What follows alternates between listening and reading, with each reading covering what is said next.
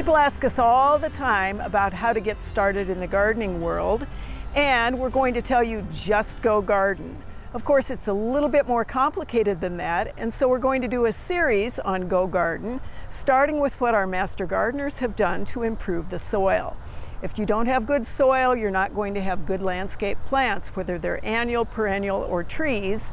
It's really simple, actually, to use a cover crop or a green manure crop if you are vegetable gardening or flower gardening. What our master gardeners have done is chosen a cover crop that they seeded this fall. This is actually a fall green manure crop, and it's planted by seed about 4 to 6 weeks before the first killing frost. It includes a number of different plants that are in it for different purposes, of course. We have spring peas, we have some rye, we have a vetch, and the idea behind this is that we seed it in the fall. The things that are going to actually be killed with the frost will be killed if it ever frosts or freezes, and a couple of them, one of the ryes, the winter rye, and the vetch, will return next spring. What we will then do is the master gardeners will turn this under. They'll wait 2 to 3 weeks to plant. The idea behind using a fall green manure crop is this is cool season, so everything will be out of the way when they want to plant their cool season vegetables in the spring. You can also use warm season green manures like buckwheat that go 4 to 6 weeks start to finish. The idea behind those is, of course, they will also attract beneficial insects.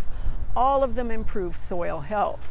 So what will happen in this particular instance is this green manure that you see will hold the soil over the winter months. It will get tilled in, and then we will plant in the spring. In contrast to the area that our master gardeners have planted to a fall cover crop, this is a space that they actually have turned over. This had our warm season crops in it, the tomatoes, the Malabar spinach, and some of the peppers. The first thing they did, of course, is wait until a killing frost or a freeze and all that stuff died. Then they removed the debris.